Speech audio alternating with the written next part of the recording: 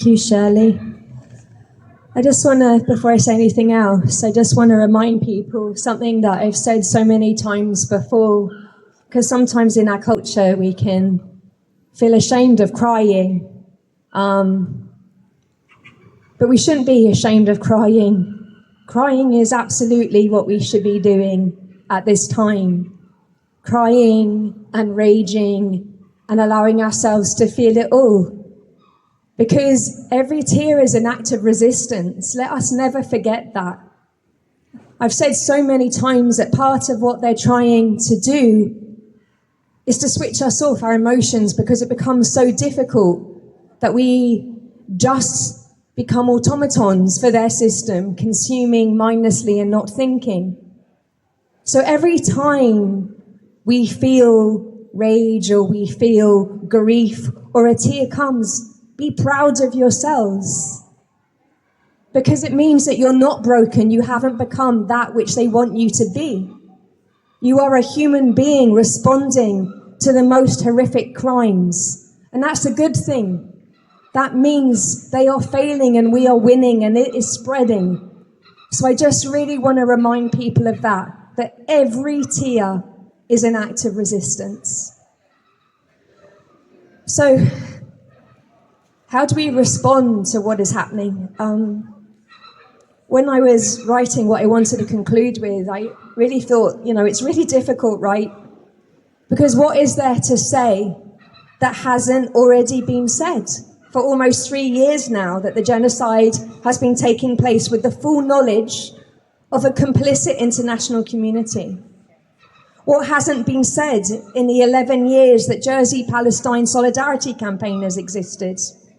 Or what has been said by numerous individuals and bodies documenting the lived brutal reality of Palestinians, the victims of 8 decades of massacres, ethnic cleansing, apartheid, illegal occupation, and illegal siege. Everyone knows what is happening, but it seems the mechanisms put in place to stop such crimes have failed through weakness or corruption. But in any event, complicity one way or another.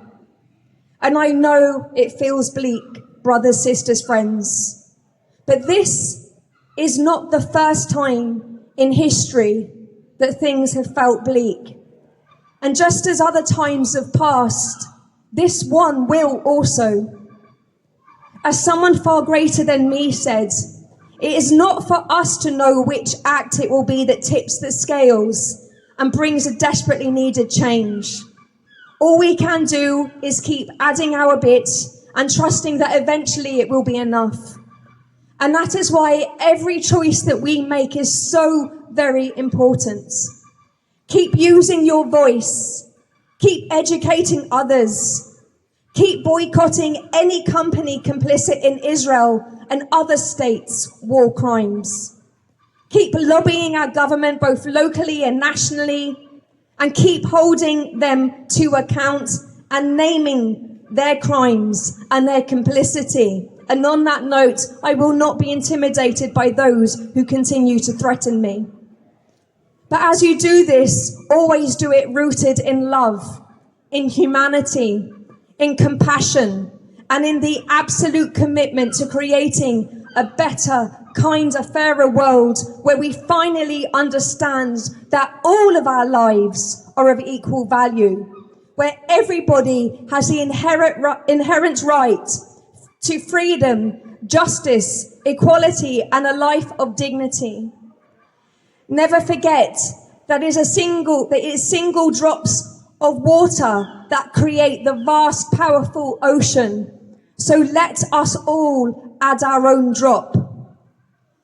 I know at this time it can feel that there is more evil than good in the world, and that those committed to pain and destruction are in greater number. But this simply is not true. They are just louder. We can know this when we consider how many movies that have been made where there is an oppressed people, a battle of good and evil, and how the vast, vast majority will root for those fighting in support of the oppressed and the good of all. So never doubt the goodness of humans as a collective, because we need to hold fast this knowledge and belief in order to power us to keep moving forwards. So continuing with the analogy of water, let us remember Gandhi's words when he said, "You must not lose faith in humanity. Humanity is like an ocean. If a few drops of the ocean are dirty, the ocean does not itself become dirty." So I want to finish with the words of the late, great Howard Zinn. To be hopeful in bad times is based on the fact that human history is not only of cruelty, but also of compassion, sacrifice, courage, kindness. If we only see the worst, it destroys our capacity to do something. If we remember those times and places where peoples have behaved magnificently, this gives us the energy to act. And if we do act, in however small a way, we don't have to wait for some grand utopian future. The future is an infinite succession of presents, and to live now as we think human beings should live, in defiance of all that is bad around us, it itself is a marvelous victory. So keep loving, brothers, sisters, friends. Keep loving, keep holding your light. For you and I are all lighting the path to the better world that will come. Free, free.